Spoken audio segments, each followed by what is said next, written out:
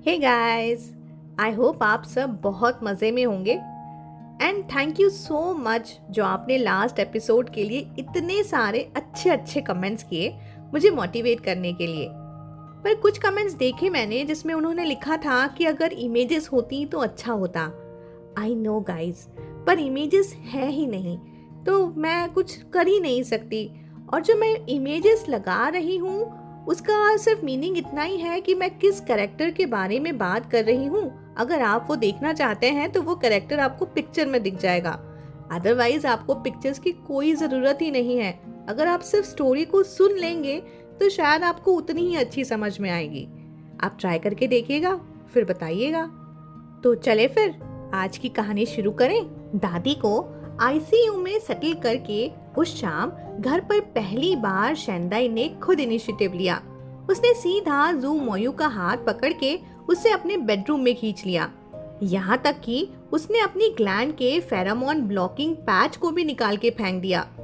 Patch निकालते ही एफिफिलियम की वो सूदिंग स्मेल, वो मीठी सी सेंट पूरे कमरे में बहती चली गई। साथ ही उसने पूरी शिद्दत से जू मोयू के इबोनी वुड सेंट को भी अपने अंदर खींच लिया। जू मोयू ने उसकी ये सडन बोल्डनेस देखी और उसके लिप्स पर एक प्लीज्ड सी स्माइल आ गई। अपना सूट जैकेट उतार के उसने शेंदाई को सीधा गोद में उठाया और बेड पे ले गया। दोनों के फेरोमोन्स एक साथ मिल गए थे एक इंटॉक्सिकेटिंग फ्रैग्रेंस बनाने के लिए। डिजायर का तूफान उथल पुथल कर रहा था और उस रात उन दोनों ने एक लंबी खत्म न होने वाली जुनूनी कहानी लिखी थी। अगले कुछ दिन रोज काम के बाद शेंदाई सीधा हॉस्पिटल जाता। जू मोयू ने बेस्ट पब्लिक हॉस्पिटल के डॉक्टर्स को इस प्राइवेट हॉस्पिटल में उसकी दादी के लिए अरेंज किया था। बेटर फैसिलिटीज, बेटर केयर, हर छोटी बड़ी बात का ध्यान रखा गया था। शेंदाई का तो दिल ही भर आया था। ऑपरेशन के अगले दिन ग्रैंड मदर होश में आ गई थी, पर स्टिल विजिट अलाउड नहीं था। वो सिर्फ आईसीयू के रूम की ग्लास विंडो से उन्हें देखता और चुपचाप खड़ा रहता। तीसरे दिन डॉक्टर ने फाइनली इन्फॉर्म किया कि ग्रैंड मदर को जनरल वार्ड में अब शिफ्ट किया जा सकता है। उसने तुरंत हाफ डे लीव ली और जो डेली नेसेसिटीज और सप्लीमेंट्स उसने दादी के लिए पहले से तैयार रेडी करके रखे थे लेके हॉस्पिटल पहुंचा। प्राइवेट रूम में ग्रैंड मदर का बेड रेडी था। नर्स केयर अवेलेबल थी पर पर्सनल नहीं, इसीलिए जो उसने केयर गिवर उसने हायर किया था और वो भी ऑलरेडी हॉस्पिटल में था। लेकिन जैसे ही उसने डोर पुश किया, अंदर सिर्फ ग्रैंड मदर नहीं थी, बेड के पास चेंग जिन यानी उसके डैड भी बैठे थे। वो दोनों उसे देखते ही एक सेकेंड के लिए स्टिफ हो गए। शेंदाई भी वहीं फ्रीज हो गया और धीरे धीरे उसका एक्सप्रेशन ग्रिम हो गया। शेन किन ने अपना सर झुका लिया और हेसिटेंसी वॉइस में बोला, मैंने तुम्हारी ग्रैंड मदर का पूरा ख्याल रखा था, बस तुम्हें बताने की हिम्मत नहीं हुई।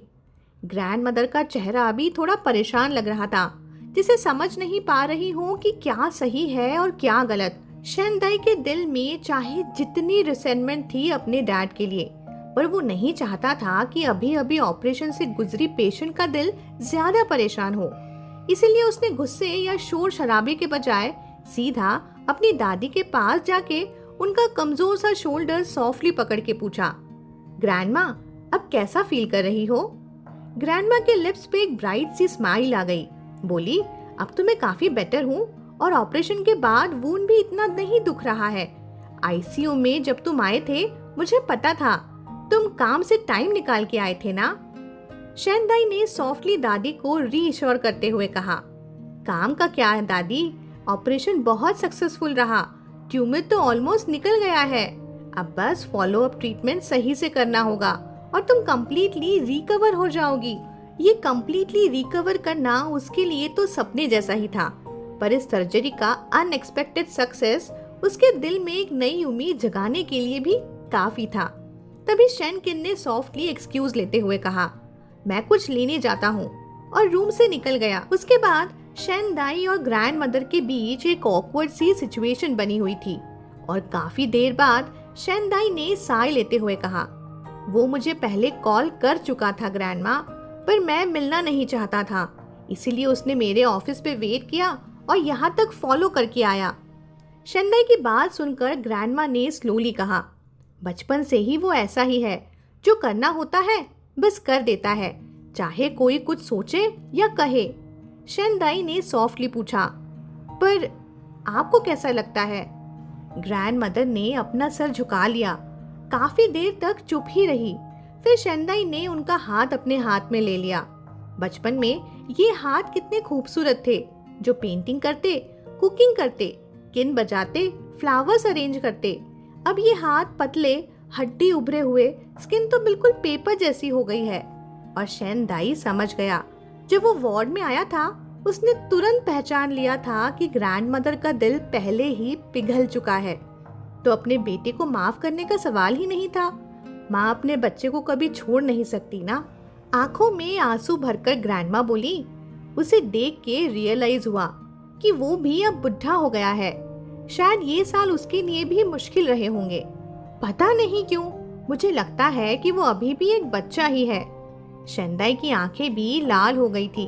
बोला, ग्रैंडमा, अगर आप सच में चाहती हो कि वो अपनी गलतियां सुधारे तो उसे आपका ख्याल रखने दो ना। शायद उसने अब रियलाइज कर लिया हो।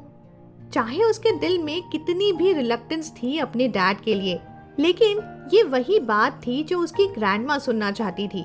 ग्रैंडमा ने उसका फेस जेंटली प्यार से छुआ, अपने आंसू रोककर बोली, तुमने कभी कुछ गलत नहीं किया, पर हमेशा तुम्ही को सफर करना पड़ता है। शेनदाई ने एक फोर्स स्माइल के साथ कहा, मैं सफर नहीं करता दादी, आप और ग्रैंडपा ने हमेशा मेरे लिए बेस्ट ही किया है। बचपन में कभी खाने का या पढ़ाई का टेंशन नहीं हुआ मुझे, और मैं अब आपका ख्याल रख सकता हूँ। ये मेरे लिए सबसे बड़ी बात है। ग्रैंडमा ने उसका सर अपनी गोद में ले लिया।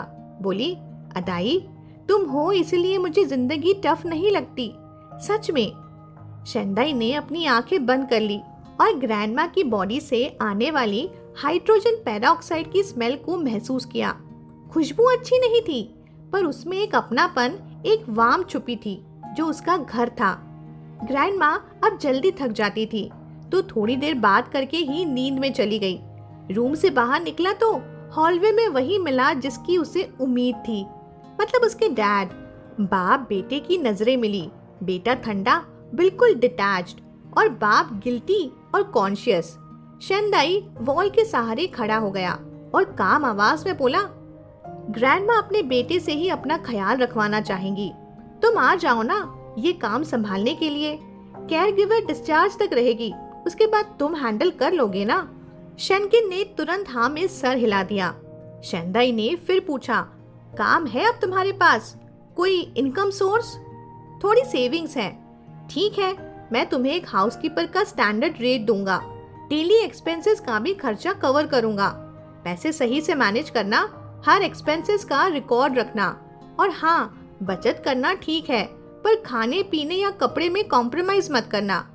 शेनदाई जानता था कि शेनकिन के पास अपने पैर पे खड़े होने की स्किल्स कभी थी ही नहीं। अच्छी पढ़ाई, अच्छा करियर, सब वेस्ट करके सारी जिंदगी एक के बाद एक फेल्ड रिलेशनशिप्स में निकाल दी। नेचर ने पैम्पर किया था, पर रियलिटी टॉलरेट करना मुश्किल था। टेंशन मत लो, शेनकिन ने थोड़ा रुक कर बोला। अदाई, एक बात पूछूं? पूछो। ग्रैंडमा ने कहा, तुमने एक घर ले लिया है लोन पे, और ये हॉस्पिटल भी काफी एक्सपेंसिव होगा ना? शेनदाई के चेहरे पर तुरंत गार्डेड सा लुक आ गया। दिल में थोड़ी आयरॉनिकल सोच। जिस तरह वो अपने बाप को अल्फा पे डिपेंड होने के लिए क्रिटिसाइज करता था, वैसे ही अगर जू मोयू न होता तो शायद उसकी भी हालत वैसी ही होती। वो कह रही थी कि तुम्हें बोनस मिला है, लेकिन शेनकिन की हेसिटेशन उसके डाउट को रिवील कर रही थी, क्योंकि लोन चुकाना, घर लेना, प्राइवेट हॉस्पिटल अफोर्ड करना, ये सब छोटी बात नहीं थी। लेकिन क्या? शेनदाई का टोन थोड़ा कड़क हो गया। वो सर्जरी वाले दिन में मैं बहुत लेट निकला था।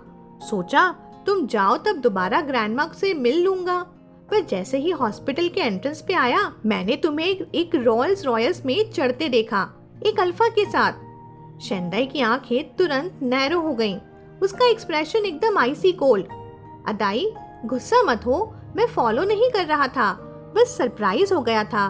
वो अल्फा बहुत। मैं चाहता हूँ तुम मेरी प्राइवेसी में इंटरफेयर ना करो। शेंदाई ने एकदम हार्श टोन में कहा, जिस दिन तुमने इस फैमिली को छोड़ा उस दिन से हमारे बीच कोई रिश्ते की बात ही नहीं रही।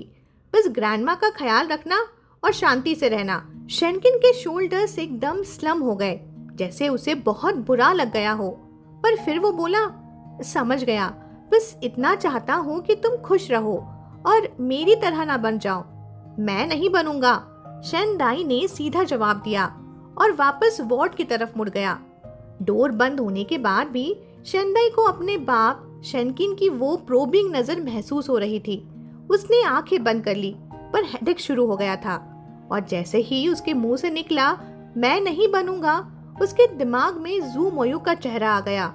चाहे उसकी आवाज कितनी भी फर्म हो, दिल के अंदर कहीं ना कहीं तो वो अभी भी वेवर कर रहा था। उसे याद आया कि जब उसके फादर को लगता था कि यू जिंगहाई ही उसका डेस्टिन्ड अल्फा है, वही है जो जिंदगी भर उसके साथ रहेगा। पर प्यार में एक बार उम्मीदें लग जाएं तो कौन मान पाता है कि ये खत्म भी हो सकता है। सही है ना?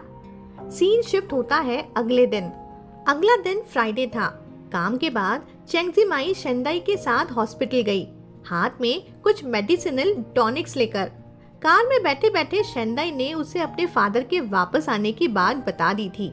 चेंगजीमाई ने तो सुनते ही गुस्से से रिएक्ट किया था, क्योंकि उसने अपनी आंखों से देखा था कि उस वक्त शेंदाई ने कितना सफर किया था। वो वक्त जब शेंदाई इंटर्नशिप कर रहा था, थीसिस लिख रहा था, ग्रेजुएट प्रोग्राम के लिए फाइट कर रहा था और स्टारशिप कॉर्पोरेशन के टैलेंट प्रोग्राम का टारगेट लेके चल रहा था। तभी एक बड़ा फैमिली क्राइसिस आ गया था।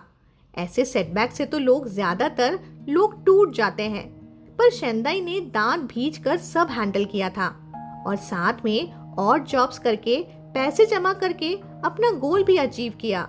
चेंगजीमाई को याद था कि कैसे उस वक्त शेंदाई का वजन 10 किलो से ज्यादा कम हो गया था। सिर्फ 4-5 घंटे की नींद मिलती थी उसे, और एक बार तो अनीमिया की वजह से बीच रास्ते पे ही वो बेहोश भी हो गया था। स्टेडी जॉब मिलने के बाद भी रेंट, डेली के एक्सपेंसेस और ग्रैंडफादर की मेडिसिनल बिल्स, सब कुछ मिलके उसके लिए ये सारे साल बहुत ज्यादा टफ थे। बड़ी मुश्किल से शेंदाई अपने पैर पर खड़ा हुआ था, और अब उसके डैड का वापस आना बस इसीलिए क्योंकि वो अपनी लाइफ को हैंडल नहीं कर पा रहा था और अब अपने बेटे का सहारा लेना चाहता था। चेंगजीमाई का टोन पूरा सार्केज्म से भरा हुआ था जब वो बोली, अगर उसे सच में पछतावा होता ना तो वो पूरी तरह से गायब हो जाता, ना कि वापस आके तुम्हारे ऊपर एक और बोझ बन जाता। शेंदाई ने साय लेते हुए कहा, मुझे पता था कि वो वापस आएगा।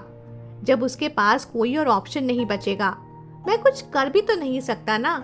चाहे जैसा भी हो, मेरे पास उसका लीगल ऑब्लिगेशन है। डैड है वो मेरे। चेंगजीमाई उसके बाल हल्के से रफल करते हुए बोली, अदाई, तुम्हारी सिचुएशन सच में बहुत मिजरेबल है। तुम्हें एक कैपेबल अल्फा ढूंढ लेना चाहिए जो तुम्हारा साथ दे, तुम्हारी हेल्प करे, तब तुम्हें अकेले स्ट्रगल नहीं करना पड़ेगा। शेंदाई ने ड्राई टोन में बोला, कहना इजी होता है, मैं प्रैक्टिकल बात कर रही हूँ। नॉर्मल लोगों के लिए शादी का मतलब होता है कॉस्ट शेयर करना, एक दूसरे का सपोर्ट बनना, और अगर कोई वेल्दी मिल जाए तो तुम्हारी बहुत सारी प्रॉब्लम सॉल्व हो जाएंगी। जैसे जाओलैन, मैं ऑलरेडी पूछ चुकी हूँ, उसके पेरेंट्स ने उसके लिए घर भी खरीद लिया है और वो यहीं कैपिटल में सेटल होने का प्लान भी कर रहा है। यंग है, स्मार्ट है, ब्राइट फ्यूचर है उसका। शेंदाई ने सीधा जवाब दिया, हमारे बीच कुछ नहीं हो सकता, सच में इम्पॉसिबल है। चेंगजीमाई ने एक लंबी सांस ली, फिर थोड़ा मिस्टीरियस टोन में उसने पूछा, तो क्राउन प्रिंस का क्या? शेंदाई का दिल एक सेकंड के लिए काम गया, पर उसने अपने चेहरे पर कोई इमोशन नहीं आने दिया। फिर बोला, वो भी इम्पॉसिबल है। अय्या, तुम्हें ना एक झापड़ मारने का मन कर रहा है। चेंगजीमाई ऑलमोस्ट इरिटेट हो गई थी। फिर बोली, इम्पॉसिबल? इम्पॉसिबल का क्या मतलब? तुम तो एक साइंटिफिक रिसर्चर हो ना। हमारा गोल होता है इम्पॉसिबल को पॉसिबल बनाना। अगर ये ड्राइव ही नहीं है तुम्हारे अंदर तो रिसर्च का फायदा क्या है? शेंदाई ने आईब्रो उठाई और उसे एक तीखी नजर से देखते हुए बोला, और इसका इससे क्या लेना देना है? अरे ये तो छोटी सी बात है। चेंगजी माई ने अपना हाथ हिलाया जैसे उसे पंच मारने वाली हो, फिर बोली, जहाँ विल होती है वहीं वे भी होता है, और मुझे लगता है कि क्राउन प्रिंस तुम्हारे साथ अलग ही बिहेव करता है। तुम दोनों बार बार मिलते रहते हो, ये तो फेट लगता है। इतना बड़ा मौका मिल रहा है, ट्राई क्यों नहीं करते? क्या जाता है तुम्हारा? शेंदाई डेड पैन एक्सप्रेशन देते हुए बोला, मैं जॉब से निकल भी सकता हूँ या निकाल भी दिया जा सकता हूँ। इस बात पे चेंगजी माई लिटरली जोर से हंसी, इतनी ज्यादा कि कुर्सी पे सरकती चली गई। फिर बोली, क्राउन प्रिंस भी कमाल का बंदा है। मुझे याद है एक ओमेगा उसके पीछे लगी थी, बड़े कनेक्शंस वाली थी और रिच फैमिली से भी थी, ऊपर से बहुत खूबसूरत भी थी, पर वो सीधा अटैक मोड में चली गई। इन पैम्पर्ड प्रिंसेस टाइप लड़कियों को ना अल्फाज को चेज करना ही नहीं आता। टॉप अल्फाज को जीतने के लिए सीधा चार्ज करना, अरे बाबा ये काम नहीं करता। शेंदाई ने थोड़ा टीज करते हुए बोला, तुम तो जैसे एक्सपर्ट बन के बोल रही हो। चेंगजी माई ने शोल्डर उचकाते हुए कहा, तुम्हारी ये बड़ी बहन 14 साल की एज से डेटिंग कर रही है, मर्द पटाना क्या कोई बड़ी बात है? शेंदाई की नजर हल्की सी बदली और उसने कैजुअल टोन में पूछ लिया, तो तुम्हारे हिसाब से क्राउन प्रिंस जैसे टॉप अल्फा को व्रैंगल कैसे किया जा सकता है? मतलब पटाया कैसे जा सकता है? बस ये सवाल पूछना था कि चेंगजी माई का लव ज्ञान मोड एक्टिवेट हो गया। पूरी कार जर्नी में शेंदाई और ड्राइवर ने उसका फुल लेक्चर सुना। चेंगजी माई वैसे एक बहुत इंटरेस्टिंग इंसान थी, अपने आप को एक ऑलराउंडर कहते हुए प्राउडली क्लेम करती थी। स्टडीज, करियर, फिटनेस, इमेज और रोमांटिक लाइफ सब टॉप पर। जनरली साइंटिफिक रिसर्च में जो वुमन या ओमेगास होते हैं उनका फोकस सिर्फ एकेडमिक्स पे होता है, रिजल्ट, सेल्फ केयर और रिलेशनशिप्स में वो पीछे छूट जाते हैं। लेकिन चेंगजी माई, उसकी एनर्जी तो लिटरली अनलिमिटेड थी।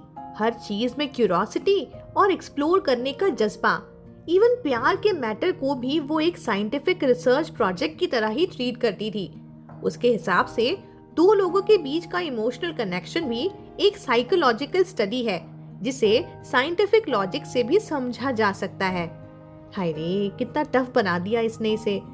और क्योंकि शेंदाई खुद लॉजिक और एनालिसिस पे विश्वास रखता था, तो उसने मान भी लिया कि चेंगजी माई की बात में दम है। सोचने वाली बात ये थी कि उसकी और जू मोयू की ऑलरेडी एक लीगल मैरिज है और ऊपर से फिजिकल रिलेशनशिप भी। मतलब स्टैटिस्टिकली स्पीकिंग उसके पास जू मोयू का दिल जीतने की हाईएस्ट प्रोबेबिलिटी थी। पर ये सोच के भी आजकल शेंदाई अपने इमोशंस में उलझा हुआ था। दिमाग घूमता रहता, ओवर थिंकिंग करते करते ऑलमोस्ट पैरालाइज्ड ही हो गया था। लाइफ में पहली बार वो इतना लॉस्ट फील कर रहा था। पहले जब लाइफ के अगर वर्स्ट मोमेंट्स आते थे, जैसे फैमिली के फाइनेंशियल क्राइसिस, तो उसे पता होता था कि सॉल्यूशन क्या है। मतलब काम करो, पैसे कमाओ, प्रॉब्लम सॉल्व हो जाएगी। पर ये प्यार वाला चैप्टर उसके लिए बिल्कुल न्यू टेरिटरी थी। न रिसर्च किया, न एक्सपीरियंस, और अब दिल एक छोटी सी बोट बन के समुंदर में भटक रहा था। हर एक वेव जू मोयू की एक स्माइल या एक वर्ड होती थी और उसके ऊपर कंट्रोल जीरो। लेकिन एक बात क्लियर थी, शेंदाई कावर्ड नहीं था, वो फास्ट लर्नर था, स्मार्ट भी था, और ये बैटल बिना फाइट किए वो छोड़ने वाला भी नहीं था। बिल्कुल वैसे ही जैसे चेंगजी माई ने कहा था, अगर एक्सप्लोर करने का जज्बा ही ना हो तो साइंटिस्ट कहलाने का क्या फायदा? रिसर्च का कौन सा पार्ट इजी होता है ना? लेकिन मुश्किल का मतलब होपलेस भी तो कभी नहीं होता ना। कार से उतरते ही चेंगजी माई ने अपना फाइनल वर्डिक्ट सुना दिया। बोली, तो बस शॉर्ट में जब टाइम मिले ना, थोड़ा इमोशनल नॉलेज भी सीख। मतलब तूने कभी डेट तक नहीं किया, इसका सीधा मतलब है कि तू अल्फा स्पीशीज के बारे में जीरो नॉलेज रखता है। गॉट इट, शेंदाई ने कामली जवाब दिया। पर चेंगजी माई का डाउट अभी भी क्लियर नहीं हुआ था। उसने आंखों में एक अलग सी एक्साइटमेंट लेकर पूछा, आज इतना इंटरेस्ट क्यों ले रहा है? सच में क्राउन प्रिंस पे लाइन मारने का प्लान है क्या तेरा? बिल्कुल नहीं, बस ऐसे ही रैंडम बात कर रहा था। हाँ, पर तू तो रैंडम बातें भी पसंद नहीं करता, कहीं मेरी बातों से एक्शन लेने का मन तो नहीं हो रहा तेरा? शेंदाई ने हल्का सा स्माइल किया और बोला, ग्रैंडमा की सर्जरी हो गई, मूड अच्छा है तो किसी भी टॉपिक पे बात हो सकती है। चेंगजी माई अब सीधा सजेशन मोड में आती हुई बोली, अगर इतना पसंद है ना तो ट्राई कर ले, मैं फुल कोचिंग दूंगी। Liking someone is not shameful, बस अपने लिमिट्स में रहना, वरना उन दूसरों की तरह फायरिंग लेटर मत ले आना। शेंदाई बस चुपचाप मुस्कुरा दिया। दिल के अंदर एक दिन रात से रेस्टलेसनेस चल रही थी, क्योंकि जो काम वो करना चाह रहा था वो किसी ने पहले कभी नहीं किया था। एडवांटेज भी उसके पास ज्यादा थी और अपॉर्चुनिटी भी। अब बस इमोशंस को साइड रख के दिमाग यूज करने का टाइम आ गया था। हॉस्पिटल पहुंचते ही चेंगजी माई का रिएक्शन प्राइसलेस था। बोली, अरे ये प्राइवेट हॉस्पिटल है, लॉबी तो 5 स्टार होटल जैसी लग रही है। ये ट्रीटमेंट सेंटर है या वेकेशन रिजॉर्ट? शेंदाई ने एक हेल्पलेस सा एक्सप्रेशन दिया। पहले प्लान था कि ग्रैंडमा के डिस्चार्ज होने के बाद ही उससे बुलाएगा, पर मैडम ने इंसिस्ट कर दिया कि नहीं, मुझे आज ही विजिट करना है। अब मना करना मुश्किल था तो उसने एक रटा रटाया एक्सक्यूज बोल दिया। वो जो गुड न्यूज मैंने तुझे बताई थी ना, उसी से रिलेटेड है। मेरे बायोलॉजिकल फादर ने थोड़े पैसे दिए थे। चेंगजी माई ने बस कैजुअली सर हिला दिया, पर फिर बोली, मुझे पता था, और कौन देगा तुझे इतने पैसे उसके अलावा? वैसे हुआ क्या? क्या फिर से ड्रामा किया उन्होंने? Weren't they just back recently? Details नहीं बता सकता, बस ये समझ ले कि कंप्लेन करने का रीजन नहीं है। समझ गई, कंप्लेन नहीं तो तुम अब डेटिंग का प्लान स्टार्ट करो। शेंदाई ने टॉपिक बदलने की कोशिश करते हुए कहा, हाँ, लाइफ थोड़ी इजी हो गई है। फिर दादी के वार्ड को पॉइंट करते हुए बोला, चलो यही वाला वार्ड है। अंदर जाके देखा तो ग्रैंडमा खाना खा रही थी और शेनकिन उसके पास बैठ के उनका साथ दे रहा था। सीन देख के लगता था जैसे केयरिंग मदर और फिलायल सन का पिक्चर परफेक्ट मोमेंट हो। शेंदाई ने अंदर ही अंदर सोचा, शायद ग्रैंडमा के लिए यही बेस्ट है। अदाई, ओह, और ये तो चेंगजी माई भी आई है। ग्रैंडमा ने खुशी से हाथ बढ़ाया, बोली, कितने टाइम बाद मिली हो तुम। Grandma, I missed you. चेंगजी माई ने सीधा उनके पास जाके उनका हाथ पकड़ लिया, प्यार से हालचाल पूछने लगी। स्वीट टॉक और लोगों का दिल जीतने का स्किल उसके पास नेचुरली था। शेंदाई ने हल्का सा स्माइल किया और अपने सामान को साइड में रखा। जैसे ही उसकी नजर शेनकिन पर पड़ी, उसने बस एक थोड़ा सा स्टिफ सा नॉट दिया। शेनकिन ने सिंसियरिटी के साथ बोला, आज तुम्हारी ग्रैंडमा काफी अच्छे से खा रही थी और आफ्टरनून में तो नीचे थोड़ा वॉक भी किया। डॉक्टर का कहना है कि हल्का वॉक हेल्थ के लिए अच्छी होगी। रिकवरी काफी अच्छी चल रही है। शेंदाई ने कामली रिप्लाई किया, दैट्स गुड, शायद टाइम पे डिस्चार्ज हो पाएंगी। फिर उसने चेंगजी माई के लाए हुए फूलों का रैपिंग खोला। सोच रहा था कि वास में रख देगा, लेकिन तभी उसकी नजर बेड साइड टेबल पर पड़ी, जहां एक ब्रांड न्यू अरोमा डिफ्यूजर रखा था। एक ग्लांस में ही समझ गया कि नया है। उसके एक्सप्रेशन पढ़ के शेनकिन तुरंत बोला, वो ग्रैंडमा कह रही थी कि हॉस्पिटल की स्मेल अच्छी नहीं है। ये ऑरेंज ब्लॉसम सेंट ना मेरे फेरामोन से काफी क्लोज है, अच्छा लगता है ना? शेंदाई ने अपने हाथ में पकड़े हुए स्वीट स्मेलिंग फूलों को देखा और उसका फेस क्लियरली डार्क हो गया। बोला, ये बॉटल कम से कम कुछ 100 का होगा ना? बस कल ही उसने 3000 का ट्रांसफर अपने डैड को किया था ताकि हॉस्पिटल का खाना कम न्यूट्रिशियस हो तो शेनकिन हेल्दी फूड प्रिपेयर करके दे सके, पर ये तो सीधा लग्जरी पे खर्च हो गया। वो जानता था कि उसके फादर की स्पेंडिंग हैबिट हमेशा से ऐसी ही थी, पैसे मिलते ही उड़ा दो। कल खाने खाने के पैसे ना हो, लेकिन आज 1000 रुपए का हेयर स्टाइल जरूर बनवाना है। और वो कैसे भूल सकता था जब यूजिंग हाई से 1 मिलियन मिला था तो उसने घर लेने की बजाय स्पोर्ट्स कार ले ली थी और बाकी पैसे 1 महीने में उड़ गए थे। शेंदाई ने सोचा था शायद लाइफ की हार्डशिप्स इंसान को बदल देती हैं, लेकिन क्लियरली कुछ आदतें ना कभी नहीं बदलती। शेंजिन ने फिर कॉन्शियस टोन में प्रोटेस्ट किया, पर सेंट सच में बुरा नहीं है, मैं तो बस चाहता था कि ग्रैंडमा कंफर्टेबल फील करे। पीछे से ग्रैंडमा ने हल्का सा साई किया और चेंगजी माई ने चुपके से आंखें घुमाई। शेनदाई चाहता था कि अपनी ग्रैंडमा के वार्ड में टेम्पर ना लूज करे, इसीलिए सॉफ्ट टोन में बोला, प्लीज ऐसी महंगी और यूजलेस चीजें मत खरीदो। मैं ऑलरेडी बोल चुका हूँ कि हर एक पैसे का अकाउंट रखना। क्लियरली एक साथ 3,000 देना गलती थी मेरी। ऑल राइट, समझ गया, शेनजिन ने हाफ हार्टेडली जवाब दिया। वीकेंड का आधा हिस्सा हॉस्पिटल में ग्रैंडमा के साथ और आधा नए घर में चीजें सेट करते हुए निकल गया। अगर ग्रैंडमा की रिकवरी स्मूथ रही तो नेक्स्ट वीक वो डिस्चार्ज हो जाएंगी। उसका प्लान था कि वो डायरेक्टली उन्हें अपने नए घर में ले जाए, पर डिस्कशन के बाद दोनों ने डिसाइड किया कि शेनकिन को घर के बारे में सच नहीं बताएंगे, बस बोलेंगे कि ये रेंट पे लिया है। रीसेंट इंसिडेंट्स के बाद जब से शेनकिन उसके रिच बॉयफ्रेंड का पता लगाने की कोशिश कर रहा था, शेनदाई और कॉन्शियस हो गया था। उसी शाम जू रेसिडेंस वापस आके शेनदाई सीधा आंटी लैन के पास गया। कल सुबह उसका जू मोयो के लिए खुद ब्रेकफास्ट बनाने का प्लान था, क्योंकि उसके लिए जब किसी को पसंद करते हो तो सबसे बेसिक चीज होती है उसके लिए अपना जेन्युइन दिल दिखाना। आंटी लैन के फेस पे वो क्लासिक एक्सप्रेशन था जिसे कहना चाहती हो तो आखिर तुम्हें अक्ल आ ही गई। फिर बोली, परफेक्ट, बताओ क्या बनाने का सोच रहे हो?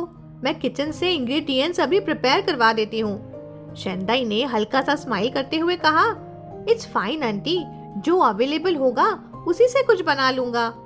फिर थोड़ा सीपिश होकर बोला, एक्चुअली आंटी लैन, मुझे ना जू मोयो के फूड प्रेफरेंसेस के साथ साथ उसकी लाइफस्टाइल हैबिट्स, हॉबीज, टेम्परामेंट सबके बारे में पूछना था। आप तो उनको बचपन से जानती हो ना, कौन आपसे बेहतर बता सकता है? आंटी लैन हंस पड़ी, फिर बोली, तो फिर मैं ही बेस्ट जज हूँ। अभी लेट हो गया है, कल टाइम मिलता है तो कल डिटेल में बात करेंगे। बहुत टाइम हो गया था जब शेनदाई ने लास्ट टाइम खुद से खाना बनाया था। बचपन में तो वो अपनी ग्रैंडमा के साथ मिलकर टेस्टी डिशेस बनाने का बहुत शौक रखता था। आर्टिस्टिक फैमिली के होने के बावजूद जॉब शुरू होते ही ये हॉबी ना कहीं धीरे धीरे पीछे छूट गई थी। उस रात बेड पे बस वो लेटा हुआ था, नींद आने का तो सवाल ही नहीं था। एक हाथ में कुकबुक, दिमाग में बस एक ही थॉट कि जू मोयू ब्रेकफास्ट में खा के कैसा रिएक्ट करेगा, और सोच के ही ब्लैंकेट के अंदर छुपके से एक स्माइल भी आ गई। अगली सुबह 1 घंटे पहले ही उठकर वो सीधा किचन गया। जू मोयू को चाइनीज स्टाइल ब्रेकफास्ट खाना पसंद था, लेकिन उसकी न्यूट्रिशियस ने कार्ब्स पे लिमिट लगा रखी थी। मतलब ब्रेकफास्ट में कार्ब्स, प्रोटीन और विटामिन्स का एग्जैक्ट बैलेंस होना चाहिए था। आंटी लैन और शेफ से थोड़ा कंसल्ट करके शेनदाई ने डिसाइड किया कि फ्रेश शिम वॉन्टॉन्स, फ्राइड एग्स और ब्लांच काइलान बनाएगा। पहली बार खुद उसके लिए ब्रेकफास्ट बना रहा था, इसलिए ओवर कॉम्प्लिकेटेड डिश से ज्यादा ये सिंपल होम स्टाइल फील देना चाहता था। जू मोयू की सेल्फ डिसिप्लिन तो लेजेंडरी ही थी। उसके सुबह के रूटीन में कभी कभार ही कोई डिविएशन आता था। जैसे ही वो नीचे आया, टेबल पे ब्रेकफास्ट रेडी था।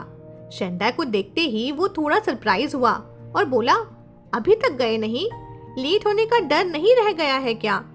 नॉर्मली शेनदाई उससे आधा घंटा पहले ही निकल जाता था, कम्यूट का एक्सक्यूज देके। असल में तो बस ऑकवर्ड ब्रेकफास्ट टाइमिंग को वो अवॉइड करने के लिए ऐसा करता था। इट्स फाइन, मुझे क्लॉक इन नहीं करना आज, शेनदाई ने प्लेफुली बोला। वैसे बॉस सैलरी डिडक्ट तो नहीं करेंगे ना?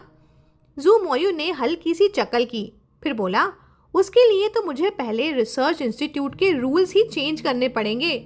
और जैसे ही उसने ब्रेकफास्ट पे नजर डाली, उसे इंस्टेंटली समझ आ गया कि ये शेफ का काम नहीं था, मैंने बनाया है।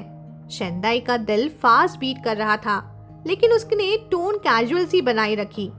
सुबह जल्दी उठ गया था तो सोचा कुछ बना लूं। सिंपल होम स्टाइल डिशेस हैं, पता नहीं आपको पसंद आएंगी या नहीं। वाइट पोर्सलिन बॉन्स में वॉन्टॉन्स, फ्राइड एग्स और वेजिटेबल्स, बेसिक डिशेस लेकिन एकदम होमली वाइब। शेफ के कैलोरी परफेक्ट फैंसी प्लेटिंग के सामने ये सिंप्लिसिटी कुछ अलग ही फील दे रही थी। जू मोयू का दिल हल्का सा ट्रेम्बल हुआ, एक अजीब सा वार्म फीलिंग। फिर बोला, पिछली बार तुमने क्या बनाया था? बहुत टेस्टी था, श्रिम्प और टोफू पॉट। शेनदाई ने इंस्टेंटली जवाब दिया। एक्साइटमेंट छुप ही नहीं पाई। अगर आपको पसंद है तो नेक्स्ट टाइम फिर से बना दूंगा। जू मोयो ने स्लाइट स्माइल के साथ उसकी तरफ देखा और बोला, ऑल राइट। इतना ही अच्छा लगा था तो पिछली बार इतना डांटा क्यों था फिर उसने? हाँ। शेनदाई साइड पे क्वाइटली बैठा था और चुपके से जू मोयो का रिएक्शन ऑब्जर्व कर रहा था। उसके आईब्रोज का हल्का सा ऊपर उठना और स्लो थॉटफुल च्यूइंग, ये क्लियर सिग्नल था कि खाने का टेस्ट उसे पसंद आया है। उसने हल्की सी आवाज में पूछा, कैसा है? जू मोयो ने कामली जवाब दिया, बहुत अच्छा, वॉन्टॉन्स फ्रेश लग रहे हैं। तुमने इसमें क्या डाला है? शेनदाई ने हल्की सी स्माइल देते हुए कहा, श्रिम्प और पॉक तो था ही, साथ में मैंने शिटाके मशरूम्स और नॉरी भी डाली है। बचपन में ना मैं अपने ग्रैंडपेरेंट के साथ एक्सपेरिमेंट्स करता था कि क्या टेस्ट बेटर होता है। नॉरी डालना मेरा आइडिया था। जू मोयो ने इंटरेस्ट से पूछा, और भी डिशेस बनाना आता है? बहुत सारी, लेकिन काम शुरू करने के बाद बंद कर दिया। पहले कुकिंग का बहुत शौक था मुझे।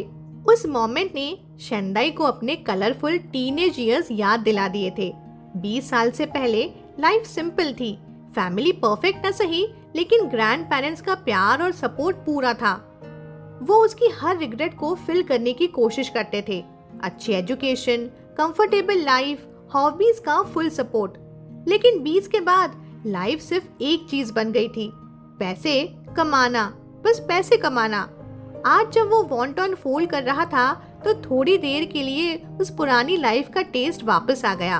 वो खुद को इमेजिन कर रहा था अपने लव्ड वन के लिए होममेड मील बनाना, वाइन के साथ सर्व करना, फिर साथ में म्यूजिक सुनना, गेम्स खेलना, एग्जीबिशंस घूमना, ट्रैवल करना, मूवीज, आर्ट, लिटरेचर पे डिस्कस करना, या फिर एक सिली कॉमेडी शो देखकर साथ में हंसना।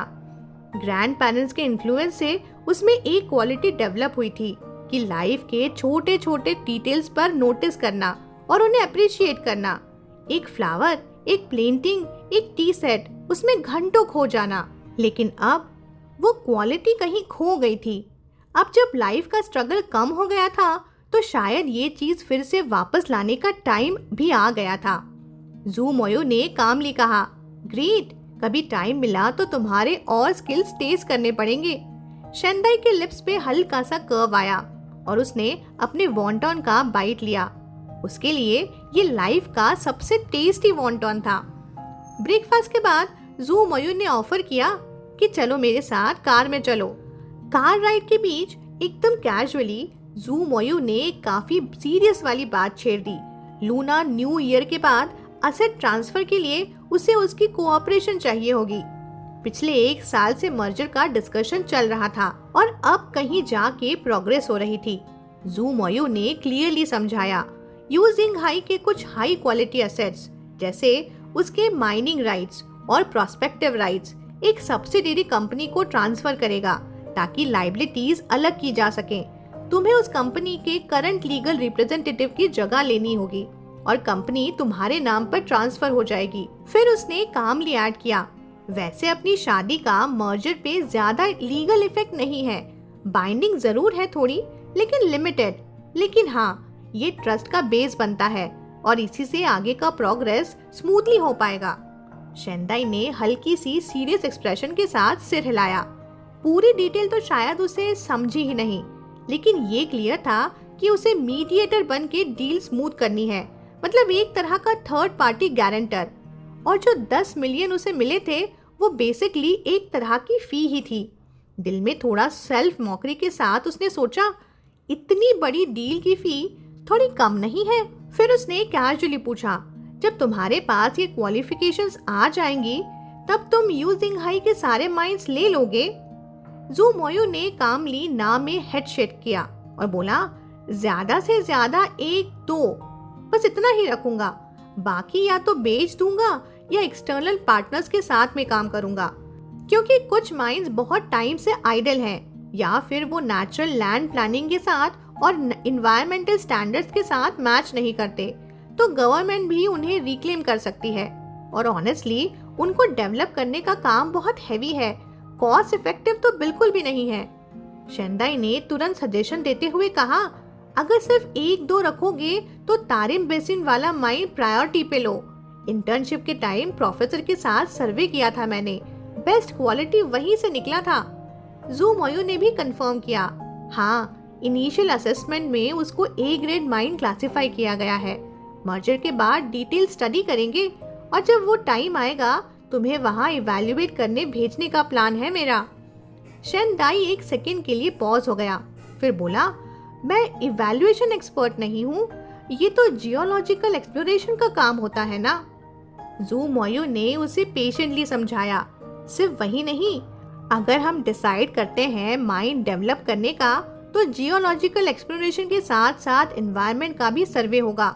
उसके बाद तुम्हें एक फेज्ड इन्वेस्टमेंट और कंस्ट्रक्शन प्लान रेडी करना होगा कि कैसे माइनिंग होगी, कितने रिसोर्सेज एक्सप्लॉयटेबल हैं और उनकी कमर्शियल वैल्यू क्या है। इसके लिए मल्टीपल फील्ड्स के एक्सपर्ट्स का कोऑर्डिनेशन चाहिए और मुझे लगता है कि तुम कैपेबल हो टीम लीड करने के लिए। ये एक गोल्डन अपॉर्चुनिटी थी जो अगर सक्सेसफुली कंप्लीट होती तो करियर में एक मैसिव बूस्ट होगा उसके लिए। इतना डेटा और नॉलेज से एक दो रिसर्च पेपर पब्लिश करना भी पॉसिबल था। शेनदाई ने डिटरमाइंड टोन में कहा, मैं ट्राई करना चाहता हूँ। जू मोयू के लिप्स पे एक फेंट सी स्माइल आई। उसने हमेशा रिस्क लेने वाले गो गेटर्स को रिस्पेक्ट दिया है और ओमेगा में ये क्वालिटी देखना रेयर था। फिर वो कैजुअली बोला, तुम्हें यान मिंगजियो याद है, लास्ट टाइम मिले थे? याद है, शेनदाई ने थोड़ा गिल्टी टोन में कहा। फिर जू मोयू ने बताया, हमने लॉन्ग के हेवी इंडस्ट्रीज के एक कस्टमाइज्ड फिल्टरेशन पाइपलाइन पे 200 मिलियन इन्वेस्ट किए हैं, अभी टेस्टिंग स्टेज में है। गांसू माइन के कंपैरिजन में ये फिल्टरेशन प्रोसेस 34% बेटर रहेगा। प्रॉब्लम ये है कि अभी कंट्री में कोई सुटेबल माइन ही नहीं जहां इसे इम्प्लीमेंट किया जा सके। मेरी होप है कि यूजिंग हाई के मर्जर से एक परफेक्ट माइन मिल जाए ताकि ये पाइपलाइन फुल पोटेंशियल पे काम करे। शेनदाई ने सीरियस टोन में कहा, समझ गया, अगर ये अपॉर्चुनिटी मिली तो मैं तुम्हें डिसअपॉइंट नहीं करूंगा। जू मोयू ने क्लासिफाइड नोट दिया, जैसे साइलेंटली कह रहा हो, गुड, एग्जैक्टली यही मैं तुमसे सुनना चाहता था। जितना ज्यादा जू मोयू और शेनदाई का इंटरैक्शन बढ़ रहा था उतना ही जू मोयू को इस इंसान के हिडन स्ट्रेंथ समझ में आ रहे थे। वो शेनदाई को ग्रूम कर रहा था, सिर्फ स्पाउस होने की वजह से नहीं बल्कि इसीलिए क्योंकि उसकी वैल्यू थी। एक टैलेंटेड प्रोफेशनल और एक ऐसा कंपेनियन जो छोटी छोटी चीजों से ही खुश हो जाता है। और अगर ऐसा इंसान तुम्हारे साइड पे हो तो बिजनेस के लिए भी एक असेट बन सकता है। जू मोयू नॉर्मली बिजनेस और पर्सनल लाइफ मिक्स नहीं करता था, लेकिन यहाँ दोनों ऑलरेडी कनेक्टेड थे और जब तुम्हारे पास फुल कंट्रोल हो तो उस कनेक्शन को और डेवलप करना लॉजिकल ही लगता है ना। सीन शिफ्ट होता है ऑफिस के बेसमेंट पार्किंग में। बेसमेंट में कार रुकी। शेनदाई ने विंडो से बाहर झांक के देखा, सेफ था तो वो उतरने लगा। वेट अ मिनट, जू मोयू की आवाज आई। शेनदाई ने मुड़कर देखा, पूछा, क्या हुआ? जू मोयू के लिप्स पे हल्की सी टीजिंग स्माइल थी। बोला, बस ऐसे ही चले जाओगे? पता नहीं फिर कल मिल पाएंगे या नहीं। शेनदाई जू मोयू का रिएक्शन समझ पाता उससे पहले ही ओल्ड वू ने समझदारी से कार से बाहर निकला और एक साइड स्टेप कर लिया। जू मोयू ने अपनी लेग पर पैट किया, सिग्नल क्लियर था। शेनदाई का हार्ट बीट इंस्टेंटली फास्ट। वो धीरे से शिफ्ट हुआ, अपने शूज कार के इंटीरियर को ना छुए इसीलिए साइडवेज नील करते हुए जू मोयू की लैप पे आ बैठा और नेचुरली अपने आर्म्स उसके गले के अराउंड रख दिए। लेट मी स्मेल यू, जू मोयू ने कहा, हैंड्स उसके स्लिम वेस्ट पर एकदम कंट्रोल में। शेनदाई ने ओबीडियंटली अपने नेक को एक्सपोज किया, जैसे अल्फा के लिए अपना सबसे वनरेबल पॉइंट प्रेजेंट कर रहा हो। जू मोयू ने अपनी नोज उस फेरामोन ब्लॉक पैच के पास ले जाकर एक डीप ब्रेथ लिया। हल्की सी एफिफिलियम की फ्रैग्रेंस, सटल और हिडन, जिसे तुम्हें ध्यान से कॉन्सेंट्रेट करना पड़े तो उस टेस्ट को फील कर पाओगे। और जू मोयू जानता था जब ये ओमेगा हीट में होता है तो ये फ्रैग्रेंस एकदम इंटेंस बर्स्ट में बदल जाती है, रेस्टलेस कर देने वाली। जू मोयू की आवाज हल्की सी हस्की हुई। बोला, स्प्रिंग आ रहा है, तुम्हारा हीट पीरियड भी आने वाला है। शेनदाई थोड़ा ऑकवर्ड फील करते हुए बोला, पता नहीं, मेरे लिए रेगुलर नहीं होता और दूसरों से कम फ्रीक्वेंसी पे होता है। जू मोयू ने आईब्रो रेज किए, पूछा, ग्लैंड चेक नहीं करवाना चाहोगे? शेंदाई ने सॉफ्टली रिप्लाई दिया, मुझे तो ठीक ही लगता है, कम होता है तो कम ट्रबल होता है। जू मोयो के लिप्स पर एक टीजिंग स्मिर्क वापस आई, फिर बोला, मुझे तो पसंद है जब तुम हीट में होते हो। और ये कह के उसने हल्का सा बाइट दिया शेंदाई की नेक पे, बस 1 इंच दूर उसके ग्लैंड से।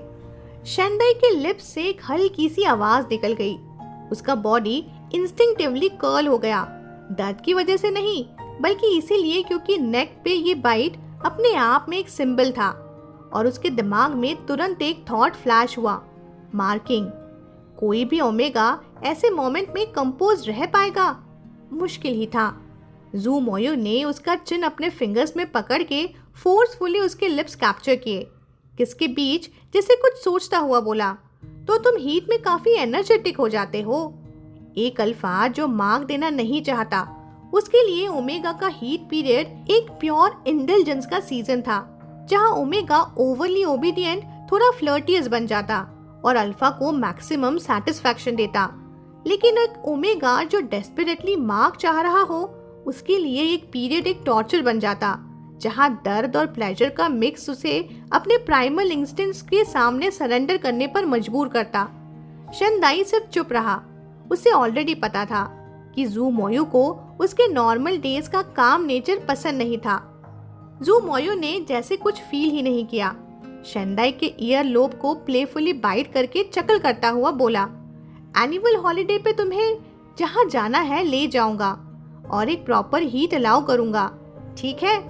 और फिर उसके ईयर के बिल्कुल पास जाके एक और हस्की विस्पर में कहा, ब्रेक में मैं बस रेस्ट करना चाहता हूँ और तुम्हारे साथ मौज करनी है। शेंदाई का फेस तुरंत लाल टमाटर हो गया। बोला, मैं साउथ अफ्रीका जाना चाहता हूँ।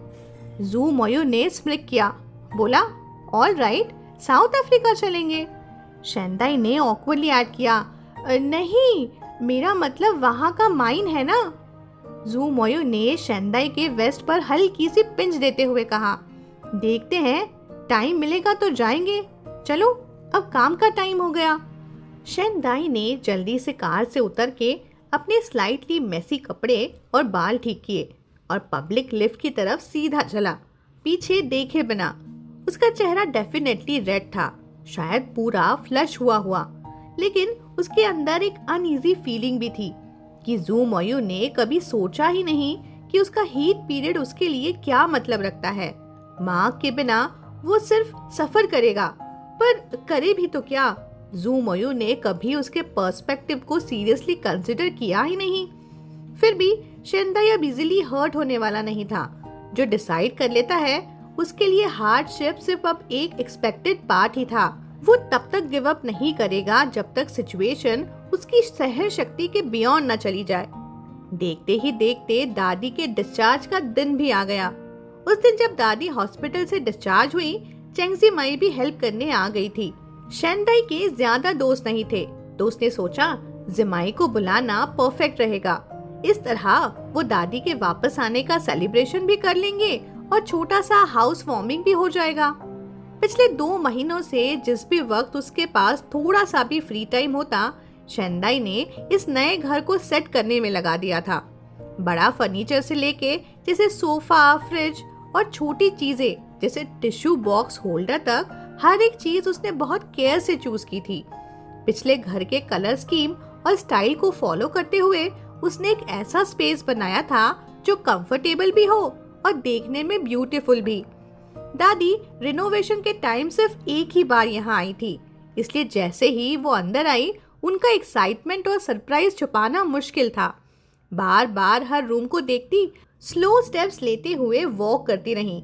और जब उन्होंने अपने रूम में सिल्क का बेडिंग देखा, तो धीरे से बेड पर बैठ गई, अपने हाथ से उसकी स्मूथ सरफेस को जेंटली फील करते हुए। ये बेडशीट का सेट एक्चुअली काफी पहले खरीदा गया था, फैमिली के बड़े इंसिडेंट के होने से पहले। शेंदाई को हमेशा लगता था कि ये काफी एक्सपेंसिव होगा, शायद कुछ 1000 युआन का। बचपन से ही उसके ग्रैंड पेरेंट्स ने उसे सिखाया था कि चीजें हमेशा क्वालिटी वाली होनी चाहिए। ब्रांड का नाम या प्राइस मैटर नहीं करता, चीज सेफ हो, ड्यूरेबल हो, कंफर्ट दे, बस वही उसकी रियल वैल्यू होती है। इसलिए उन्होंने कभी लग्जरी कार्स या फ्लाइशी आइटम्स में पैसे खर्च नहीं किए, लेकिन दूसरी तरफ 300 युआन का टॉवेल या 1000 युआन के रोजवुड चॉपस्टिक्स लेने में बिल्कुल हेसिटेट तक नहीं किया। पर एक बात जो शेंदाई समझ नहीं पाया था कि वही अपब्रिंगिंग्स और सेम वैल्यूज होने के बाद भी उसके डैड ऐसे कैसे बन गए जो बिना सोचे समझे पैसे उड़ा देते थे। न प्लान न कंसीक्वेंसेस का ख्याल। शेंदाई तो हमेशा लॉजिकल और केयरफुल रहा। शायद बचपन से ही अपने फादर की हर गलत आदत को उसने एक नेगेटिव एग्जाम्पल की तरह दिया और खुद को उनके जैसा बनने से रजिस्ट किया। जब उसके डैड ने उसे सजेस्ट किया कि तुम आर्ट मेजर चूज करो ताकि रिच लोगों से शादी का चांस बढ़ जाए, तब उसने सीधा रिफ्यूज करके मटेरियल इंजीनियरिंग चूज किया था। इवन उसके ग्रैंड पेरेंट्स भी उसके इस डिसीजन पे थोड़ा सरप्राइज हुए थे। कट टू प्रेजेंट, दादी ने प्यार से उसको देखते हुए और सॉफ्टली बोली, अदाई तो कितना थॉटफुल है, ये बेडशीट्स पूरे सिल्क की हैं, कितनी सॉफ्ट, कितनी क्लासी। अपार्टमेंट कॉम्प्लेक्स में शिफ्ट होने के बाद तो मैंने एक बार भी इसे यूज नहीं किया। शेंदाई मुस्कुरा के बोला, मुझे पता था कि आप रेंटल अपार्टमेंट में उसे यूज नहीं करना चाहती थी, लेकिन अब तो ये अपना घर है ना, और हम पुरानी सेफ चीजें फाइनली यूज कर सकते हैं, है ना दादी? दादी ने प्यार से जब शेंदाई की तरफ देखा तो उनकी आंखों में हल्के से आंसू चमक रहे थे। फिर वो बोली, अदाई मैं कितनी खुश हूँ, लगता है जिंदगी फाइनली बेटर हो रही है। कर्जा खत्म, मेरा ऑपरेशन हो गया, तुम्हारी अच्छी जॉब है, अपना घर है, ऊपर से तुम्हारे पापा भी वापस आ गए और माफी भी मांगी। सब कुछ बेटर और बेटर हो रहा है, तुम्हें नहीं लगता? शेंदाई ने भी हल्का सा स्माइल करते हुए कहा। अगर शेनकिन का यूं अचानक वापस आना ना होता तो शायद वो भी दादी की बात से एग्री करता, लेकिन उसके दिल में अभी भी कॉशन और मिसट्रस्ट भरा हुआ था। डर था कि ये मुश्किल से मिली नई शुरुआत फिर से टूट ना जाए। पर उस वक्त वो दादी का मूड खराब नहीं करना चाहता था। दिल से तो उसने यही होप रखी थी कि सब कुछ बेटर हो जाए। तभी लिविंग रूम से शेनकिन की आवाज आई, अदाई। वो वहां गया तो देखा शेनकिन का चेहरा चिड़चिड़ाया हुआ था। उसके डैड बोले, यहाँ सिर्फ 2 बेडरूम है, मैं कहाँ सोऊंगा? शेंदाई ने सीधा जवाब दिया, छोटा घर है, लिविंग रूम में सोफा बेड है, रात को तुम वहां सो सकते हो और सुबह फोल्ड कर देना। शेनकिन का एक्सप्रेशन तुरंत बदल गया। बोले, अपने बाप को सोफे पे सुलाओगे तुम? शेंदाई के चेहरे पर एक भी मसल तक नहीं हिला। बोला, जब रेंट पे घर लिया था तो मैंने फैमिली में 3rd पर्सन का सोचा ही नहीं था, अभी एडजस्ट कर लो। पर शेनकिन ने कंप्लेन करना शुरू किया। बोला, बड़ा घर नहीं ले सकते थे क्या? लिविंग रूम में कोई कैसे सोए? ना प्राइवेसी ना कंफर्ट, मैं कोई आउटसाइडर तो नहीं हूँ ना? शेंदाई कामली बोला, ये घर काफी वर्थ था प्राइस के हिसाब से, काफी महीनों से रेंट ऑलरेडी पे हो चुका है, अभी शिफ्ट करना पॉसिबल नहीं है, मैं अब 50 का हो गया हूँ। शेनकिन ने रोना शुरू किया, मेरी कमर खराब है, हेल्थ भी अच्छी नहीं, सोफे पे सोया तो और बिगड़ जाएगी। किचन से चेंगजी माई ने हेड पॉप करके थोड़ी स्वीट स्माइल के साथ बोला, अंकल आप जानते हो ना कि सोफा बेड एक बेड ही होता है, लोग उस पे सोते हैं, आप जितना एग्जैगरेट कर रहे हो उतना भी मुश्किल नहीं है। वैसे भी कौन बड़ा घर नहीं चाहता? अदाई भी एक टाइम पे बिग हाउस में रहता था, पर वो बिग हाउस तो गया है ना। शेनकिन का चेहरा भी और खराब हो गया, लिप्स टाइटली प्रेस किए हुए, एक शब्द भी नहीं निकला। शेंदाई के दिल में एक छोटी सी सेटिस्फैक्शन थी, लेकिन सैडनेस भी। वो भी अपना पुराना घर मिस करता था, और ये जो बंदा अब स्मॉल घर पे कंप्लेन कर रहा है, वही तो था जिसने वो घर बेच दिया था। बस जाओ, दादी के पास बैठो, शेंदाई ने कहा टॉपिक क्लोज करते हुए। जिमाई चलो डिनर प्रिपेयर करते हैं। किचन में वापस आके चेंगजिमाई ने ड्रामेटिक आई रोल किया। फ्री खाना, फ्री छत, और फिर भी सेटिस्फाइड नहीं। शेंदाई ने बस हेड शेक किया। आज का दिन उसका अच्छा गया था और वो अननेसेसरी ड्रामा नहीं चाहता था। उसे क्लियरली लग रहा था कि शेनकिन के पास पैसे कम है, और जब पैसे खत्म होते हैं तो स्पॉइल्ड आदत अपने आप ठीक हो जाती है। दोनों किचन में अपना काम कर रहे थे कि तभी शेनकिन वापस आया। थोड़ा सा मूडी लग रहा था। बोला, अदाई, दादी बुला रही है, कपड़े ढूंढ रही है, तुम जाओ, मैं यहाँ हैंडल करता हूँ। शन दाई किचन से निकल गया। जिमाई ने कामली सब्जी काटना कंटिन्यू किया, बिल्कुल अनअफेक्टेड। शनकिन ने उसकी तरफ बार बार देखा जैसे कुछ कहना चाहता हो, लेकिन जिमाई ने प्रेटेंड किया कि उसने कुछ नोटिस ही नहीं किया। दिल में तो उसके पास रेडी लिस्ट थी इररिस्पॉन्सिबल बाप को रोस्ट करने की। बस एक चांस चाहिए था कि वो पहले प्रोवोक करे। किचन में हल्की सी खामोशी थी। तब चेंगजिन ने फाइनली बात शुरू की। वो बोला, जियाओ चेंग, तुम तो अदाई की बेस्ट फ्रेंड हो ना, अंकल तुमसे कुछ पूछ सकते हैं? चेंग जिमाई के अंदर का फाइटर मोड इंस्टेंटली ऑन हो गया। दिल में सोचा, लो अब आया असली मजा। हल्की सी स्वीट स्माइल के साथ बोली, हाँ अंकल पूछिए ना। शनकिन सीधा बोला, अदाई का बॉयफ्रेंड कैसा है, क्या काम करता है? जिमाई एक सेकंड के लिए फ्रीज हो गई। उसे लगा था कि ये आदमी पहले सैलरी या जॉब के बारे में पूछेगा, पर ये तो सीधा लव लाइफ पे आ गया। शेनजिन भी थोड़ा हैरान था। बोला, तुम्हें पता नहीं? तुम्हें अदाई के अल्फा के बारे में पता नहीं? जिमाई ने आंखें झपकाई। अदाई का अल्फा? मुझे तो पता ही नहीं, तुम्हें कैसे पता चला? थोड़ा पैनिक हुआ, लेकिन फिर सोचा अगर अदाई सच में कुछ छुपा रहा होता तो शनकिन को क्यों बताता? शनकिन ने अपना प्रूफ दिया। बोला, पिछले दिन हॉस्पिटल में मैंने देखा वो एक अल्फा के साथ हाथ पकड़ के बाहर निकल रहा था और दोनों रॉयल्स रॉयल्स में चले गए। जिमाई के मुंह से सीधा निकला F.K। फिर तुरंत अपना मुंह कवर किया, मैनर्स याद आते ही। तुम्हें पता है कौन था? शनकिन ने क्यूरोसिटी से फिर पूछा। कार का कलर क्या था? जिमाई ने पलट के पूछा। ब्लैक। और बस जिमाई के दिल में आंसर लॉक हो गया। क्राउन प्रिंस ऑफ जिंगजाओ हिमसेल्फ। उस दिन रिसर्च इंस्टीट्यूट में जो सीन हुआ था, सर्विलेंस विंडो का स्कैंडल और वो पुराना 3 साल वाला पुराना एक्सीडेंट, सारे पीसेस मैच हो गए। Crown Prince S class alpha, काम पे फोकस्ड, 0 स्कैंडल्स, और टॉप ओमेगास को भी काम कॉम्प्रोमाइज ना हो इसीलिए फायर करने वाला बंदा, वो अदाई के साथ। ये तो बियॉन्ड इमेजिनेशन था। शनकिन अभी भी एक्साइटमेंट में था। उसने पूछा, कौन होगा वो अल्फा? हाँ? चेंगजिमाई के लिप्स तक आंसर आ गया था, फिर भी उसने कंट्रोल किया। बोली, अंकल अगर अदाई ने हमसे शेयर नहीं किया तो उसके अपने रीजंस होंगे। बेस्ट फ्रेंड होने के नाते मुझे उसकी प्राइवेसी की रिस्पेक्ट करनी चाहिए ना। शनकिन ने ड्रामा करते हुए कहा, मैं बस उसके लिए वरीड हूँ। अदाई बहुत इनोसेंट है, हमेशा उसने पढ़ाई पे ही ध्यान दिया है। अब जब बॉयफ्रेंड है तो मैं चाहता हूँ कि उसका ध्यान रखूं। जिमाई ने कोल सी स्माइल देते हुए कहा, मुझे लगता है अदाई खुद को संभाल लेगा। वो नॉर्मल ओमेगा जैसे इजीली बुद्धू नहीं बनता। पर दिल में उसने ऐड किया, अल्फा चूज करने का टेस्ट तुम्हारा देख के मुझे तो हंसी ही आ रही है। शनकिन ने भी बात पहले ही समझ ली, लेकिन गुस्सा नहीं हुआ, बस हंसी के साथ बोला, सही कह रही हो, अदाई अपना ख्याल रख लेगा। और जो भी हो वो अल्फा काफी प्रॉमिसिंग लगता है। बस ये चाहूंगा कि मेरा बेटा खुश रहे।